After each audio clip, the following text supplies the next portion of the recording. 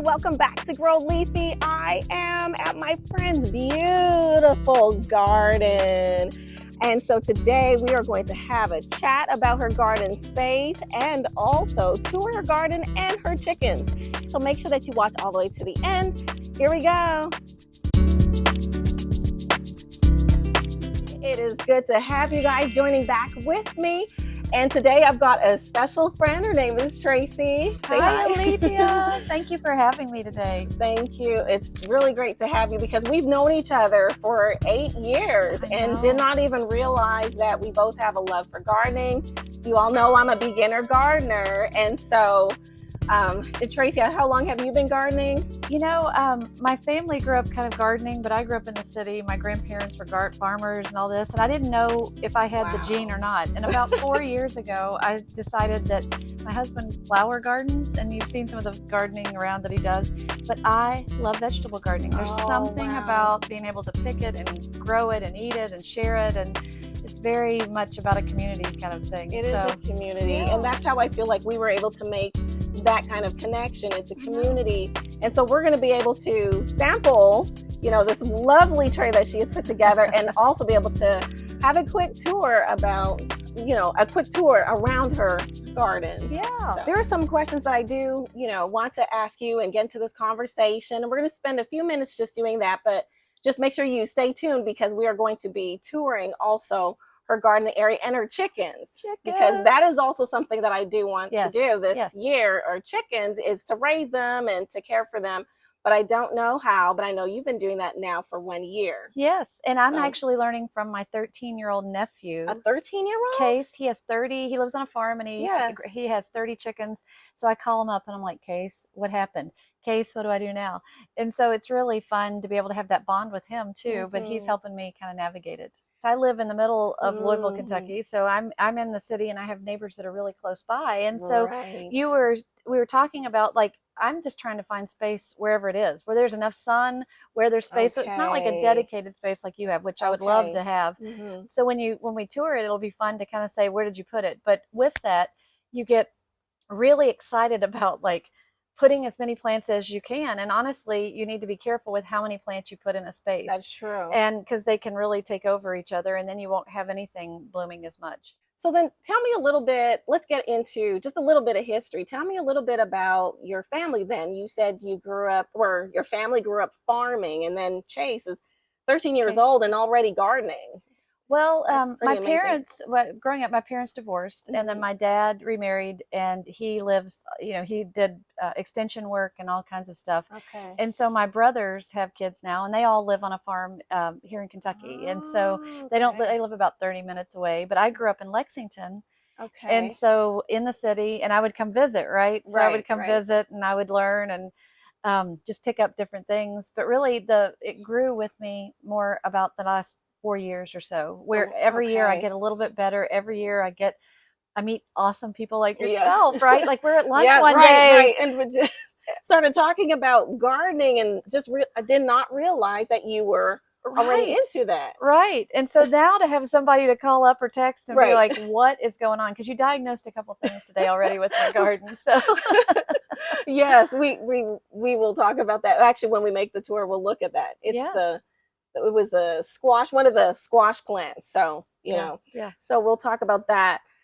So we're going to look at the chickens. She has a side garden. She's growing tomatoes, and then she's even starting some fall planting as well.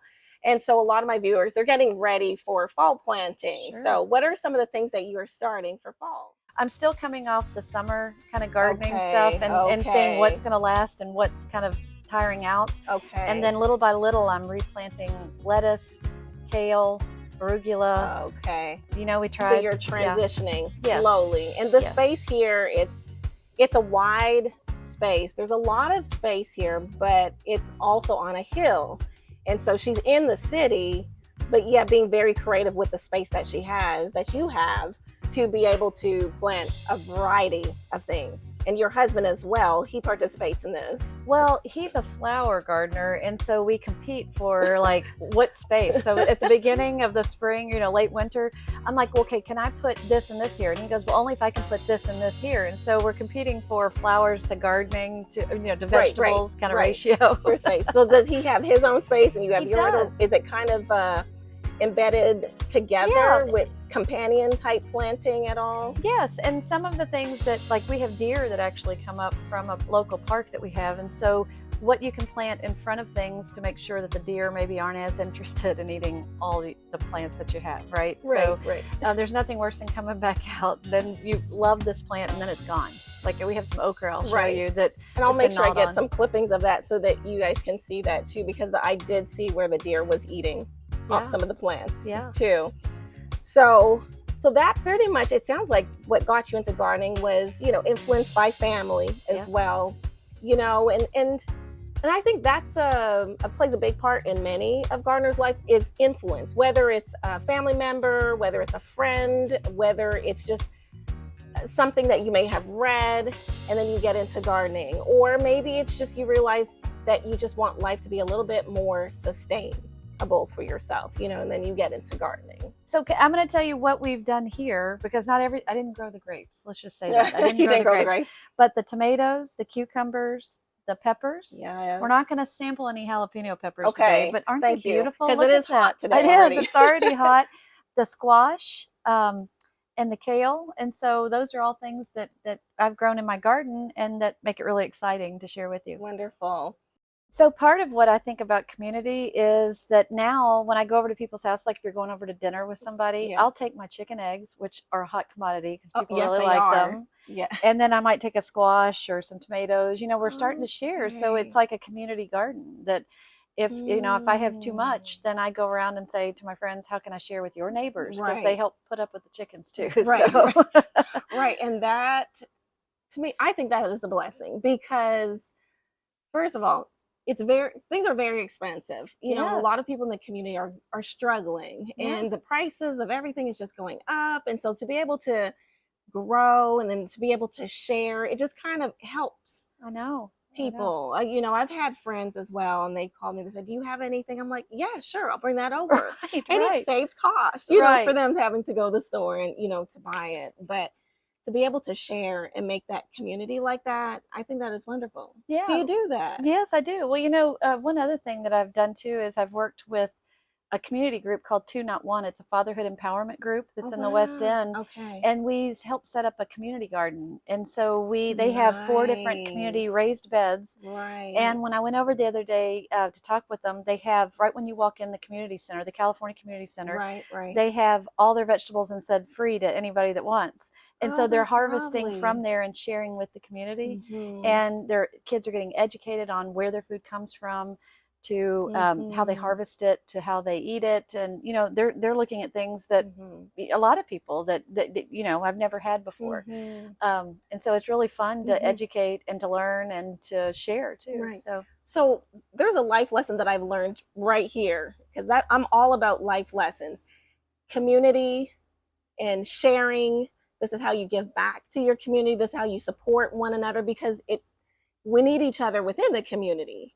And I know that's even how I met you, was through community projects. You know, we've worked together on community projects. We met at a leadership conference and we worked on community projects to empower young women. And, you know, just even through gardening, you can do projects to give back to other people and to contribute to your community. Yeah, and you're teaching people things and you're learning from them too. I mean, so I think that's really, it's really awesome. We learn from each other. Right. It's kind of getting back down to the basics of things. Well, I would love to taste. Okay. Well, these are more of a kind of like a banana pepper. And they're right there. And then we have hummus. So we have some red pepper hummus. But if you wanted to try it. I'm going to try it first. It's sweet. It's sweet. When did you plant these? I planted these from seeds in the.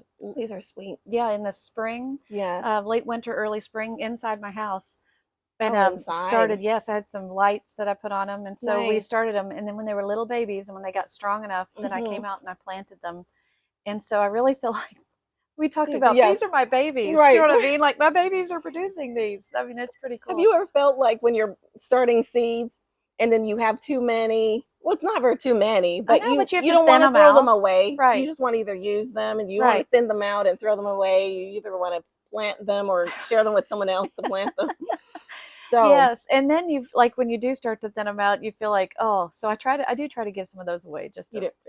This is my squash. You can see them right here. Okay. And they've been plentiful this year. It's kind of crazy how much they've actually kind of taken over the garden. But yeah, try one of the squash here. And I'm going to try with. I love squash. We've been grilling. I don't normally eat them raw. Right. Yeah. I should. I usually saute them in butter and garlic and some seasoning. Yeah. That's good. Yeah, but we've been slicing them kind of long ways. And so you have these strips that are kind of like this. And you put them on the grill. And actually you kind of blacken them so that you put olive oil and some seasonings on them. And they're just delicious. So I love that. And it's really simple. Here are cucumbers. And look at those seeds. I mean, they're amazing how big they are. And these cucumbers, they're sneaky too because they hide under stuff, so you don't know you have them until you bring them back. You know, you kind of have to hunt and peck a little bit, but they're really tasty too. And then we have tomatoes. This is so fresh. I know, and it's something about cucumbers. Like it's fresh, it's refreshing, and you wouldn't get this plate in the store like this fresh.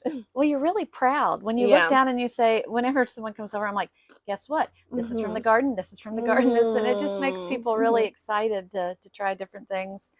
Our tomatoes we'll talk about on the tour, but they haven't ripened as fast. And so I was reading today, my husband and I, you Google, and that either we're overwatering or it's been too hot. It's been very hot. That things aren't all summer, ripening the way they should. So we have plenty of fruit on it. It's just not ripening. So we went in, got the suckers off of them, and then tried to cut at the bottom of the plants to make them just a little more airy. Okay, there. To give them some more aeration. Yeah. So do you want to? You want to try? So these are your tomatoes, though. Yes. Okay. Yes, I'd love to. Yeah. What kind of tomato is this? This is where you know that I'm kind of new. It's a red tomato.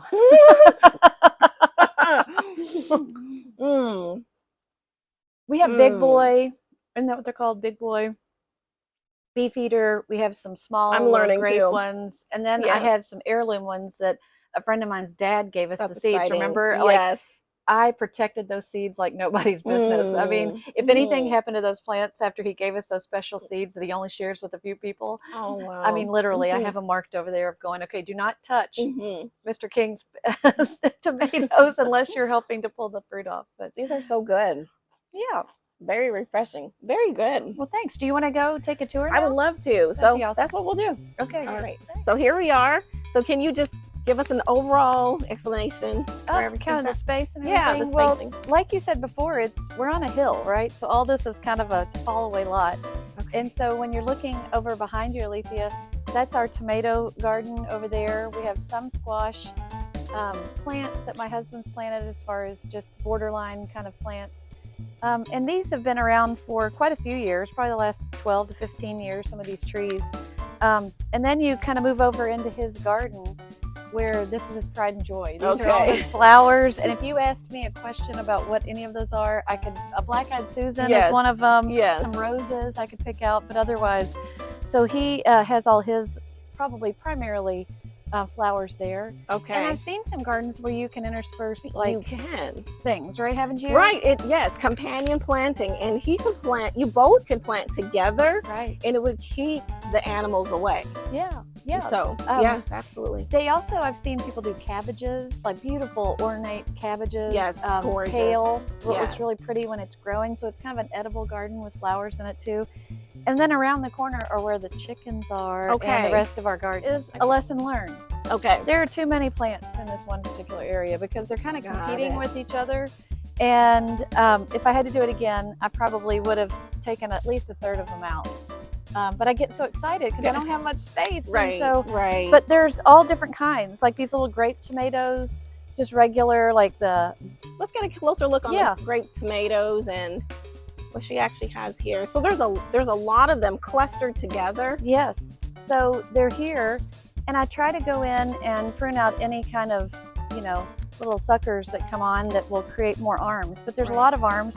We've come in and actually cleared out the bottom here so that airflow can get better, and that they're not competing with things. But well, that's the thing in the spacing. I'm looking at the spacing for these fused plants, and it looks like the spacing is good. Bad. It's just the foliage, It's just overcrowded, and it's just needing a little bit. Yeah, a little more. So just maybe just a couple out. But these are, I'm excited because when these happen, now we have deer, that come up and they snack. And so that's kind of hard, but you can see up here too that we have some tomatoes that are growing. We put a trellis up so that it's a different kind of way of just keeping them up. We have these nice little green soft things that go around that you tie up and stake up your tomatoes. So that's been helpful for us too to kind of get them up off the ground. And I like how you have your drip irrigation system all throughout. That is a lifesaver. So you're not spending all that time watering by hand. Right. When it got really hot and really dry there for a while, when it was 100 degrees, I did come out and supplement a little bit, but for the most part, the drip works great. Wonderful. It does. It's really nice. Now this is beautiful.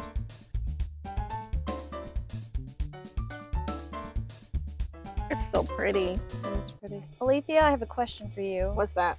I did not put a marker up of what I planted a couple weeks ago, and I thought, I'd remember. I would remember. And guess what? I don't remember what this is. Oh. How do I find out? Well, I know that sounds silly, but let's see. Can we take a look at this a little bit closer? Just looking at it, it looks. I mean, it's not color necessarily in the stem. Looks like some kind of a brassica maybe, or maybe not. Do you mind if I try it? Because I'm not sure. Yeah, taste it. You don't mind me sacrificing one of these good ones? Yeah, we can thin them out anyway. Okay. Let me try this. All right, let's see. Kind of reminds me of microgreens anyway. It does. It looks like a microgreen. Yeah. Broccoli. It's got a little spice to it. It tastes like a radish. It is a radish. It's a radish? Yes, because I did have the little packages, but it was broccoli, radish. I did lettuce. That's good. Arugula. So I just couldn't remember, but it's a radish. It's a radish. It's a radish. Sometimes the stems on radish, there's a purple tint in them. Yeah. Or just green. Yeah. This is a radish. The last time we did some radishes on the other side where the tomatoes are, and they grew up and they kind of came up out of the ground a little bit, and you could see the radish bulbs. Yeah. And they were very earthy tasting. Let's just say. Very earthy tasting. Yes, but I mean, the way you have it, it's almost like microgreens. When I grow microgreens indoor, it's the seeds. It's crowded. It's hundreds of seeds. You're placing a lot of seeds down, but that's what it tastes like. Well, if you've ever seen carrots too, they're like, take a carrot seed and put 3 here. I don't have the patience for that. So I dig a trench and I just sprinkle them, knowing I can take them out. And that's probably wasteful, but I just don't have the patience to. But you can always thin them out, and there's nothing wrong with that, just as long as there's enough space for them to grow. Right. So this is a place that's in transition right now. Okay. So right here, I did do some other type of lettuce. I did a broccoli that I really probably should have started inside, but it said you could seed it directly in. But these have popped up pretty quickly, the radishes have, so that's pretty exciting. This is where a squash plant was. Okay. That I pulled out, and so the ground is really fertile because it was producing. And it really helped these to come up faster. Lovely. So these are the cucumbers, and I was staking them up, and really they kind of like growing on their own or attaching to something else, but they do better when I don't mess with them, honestly. And I put this little fencing up to kind of grab on. There's some chives over there. You can see where some of the cucumbers have gone over and they will onto the fence. It's just like wherever they can go. We have some peppers, some green peppers here.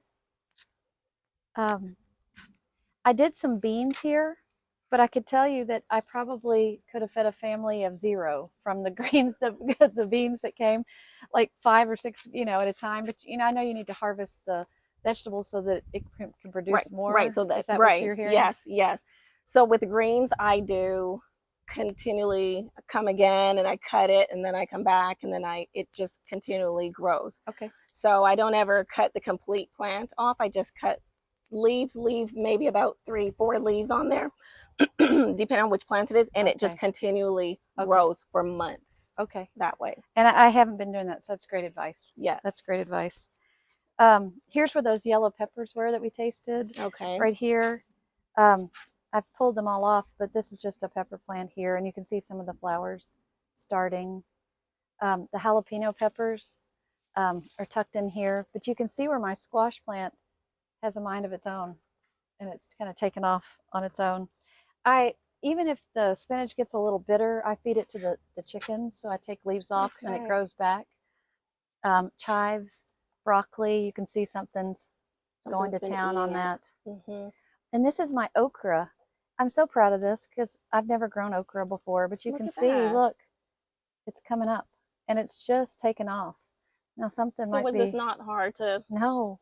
To do. It was already started. I didn't plant it by seed or even start it myself. I just went to a store and got it, and it started coming up. And here's where the zucchini and the squash are. Look at that zucchini coming up. Isn't that awesome? That makes me so happy. And you know what I've done in the past too, when bees weren't around to pollinate, I was actually helping them pollinate. So hand pollinating them. Hand pollinating, which sometimes you have to do that. Yeah. So that's kind of fun there. And then here is one where I've reseeded some more lettuce. So there was a lot of lettuce growing here, and then after a while, of course, it turned bitter. And so I've read that every couple of weeks you can start to reseed more. You can. So that also it helps out too with not having to harvest so much at one time that you have too much. Right. And so when you do that, seed it at different times. Yeah, and see, here's what you were talking about that I didn't understand what was happening with that squash. It looks like there's some damage done there, possibly by a vine borer. And what it is the vine borer moth lays its eggs, and then the larva goes into those stems. So that's what it looks like to me, because I had that same issue with my squash plants. Right. I had no idea. So what have you got here?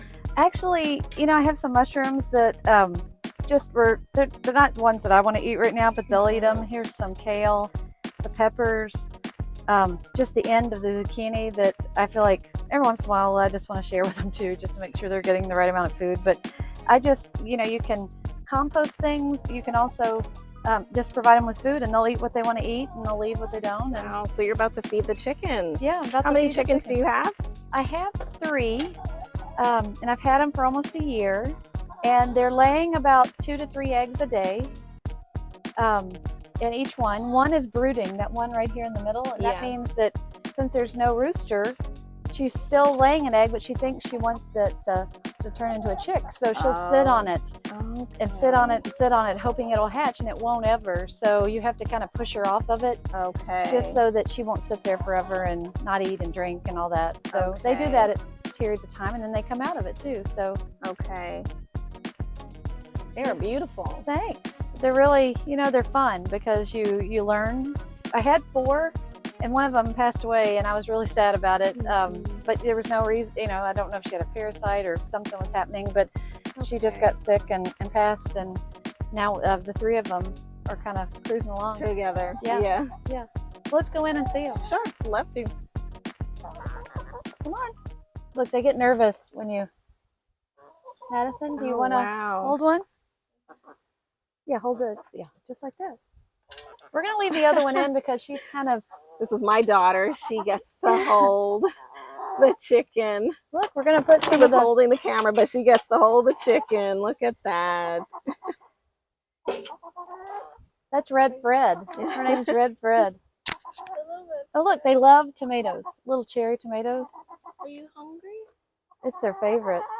So how do you care for them? Like, what is a daily routine for caring for chickens? Well, you can see we're kind of ducking because I have netting over it, just because we have hawks in the neighborhood. Right. And we want to make sure that nothing gets the chickens. And so we kind of keep them penned in so that they have a space of their own and they have some opening. So I shut this door every day at night, and I open it up every morning. I make sure they have water and food. Okay. Water in their water dish and food over here. And that's about it. I mean, I clean out the inside of their cage. And there's little different bays that are in there where they lay their chicken eggs. And so I clean that out just like you would a cat box or something else too. Okay. So they are lovely. Yeah. They are lovely. They like to dig in the ground and eat worms and all kinds of stuff, but they're vegetarians. I keep them where they don't eat a lot of meat. Woo! One wants to get down. So this is where they spend their time just roaming free around here. Yeah. All in that space. Yeah, and I put some mulch down. Lessons learned too. This mulch is kind of thick. I should have gotten a little thinner mulch because they eat all the grass. But they're fun. And let's go see if there's any eggs. Okay. You want to see? Yeah. Madison, you want to see with me? Which way do they? Here, let's come in here.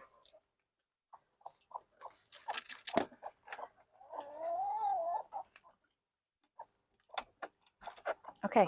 You want to reach in, Madison, and get one? Get both of those? Oh, wow. And this is what you would share. Look, they'll still have feathers on them. Yeah. And you know what? What I didn't know about chicken eggs? What's that? You do not have to put them in the refrigerator. You do not? Nope, because there's a coating that's over it that protects it. If the minute you wash that coating off, then you have to put them in the refrigerator. Like I left 2 out last night. Yeah. And it rained on them, and so I put them directly into the refrigerator. But otherwise, I did not know that. I set them out, and it could be a couple weeks at a time. Okay, that's a lot that there's a lot that I have to learn. Yeah. So but that is wonderful. The yolks on them are bright yellow. They're beautiful. They taste better. I know exactly what they've been fed and where they're coming from. So it's really lovely. But guess what, Madison? You get to take these home. Yay! Wow. Thank you. You're welcome. You're welcome. Wonderful. Yeah, this is good. Do these chickens have names? They do. This is Speckle, and this is Red Frederica. We call her Red Fred. Red Fred. Yes. Hi, Red Fred. And they talk to you. They're just kind of like cats and dogs. If they want to be let out, they will balk and balk until you come out. If they're hungry, they'll balk and balk. And so it's really interesting to watch that they tell you what they think. They are so lovely. So one thing I would like to share with our viewers before we end this too are just some life lessons, because I just think that's really important. So if you can give us a life lesson that you've learned with gardening, a life lesson, and then a life lesson with caring for chickens in the garden. That I love taking something from a seed and growing it. And in my work, I coach and mentor people, so it kind of is right up my alley that I like to see things develop and grow and become better, and that they need help and tender loving care. And like we said earlier, the community, like just sharing with your community the things that you by your own hands have raised, and it gives you pride and it gives you confidence. I feel more confident in doing other things because I'm able to do some of this stuff. Right. That's wonderful. That's wonderful. Anything else? You're the best. No, seriously, you're the best. And so I'm so happy that we have this to share together. Me too. Yeah. I am. Yeah. I look forward to, further sharing this with you as well. Exactly. This is awesome. Well, Tracy, thank you so much for being a part of this program today. It's been great. It's been a learning experience, and spending this time with you today has been amazing. So if you've enjoyed this, please continue to support this channel and share it with others and press the like button. Put your comments in there or any questions. I would love to get your feedback and subscribe. But until then, remember to grow leafy, and I'll see you next time. Bye.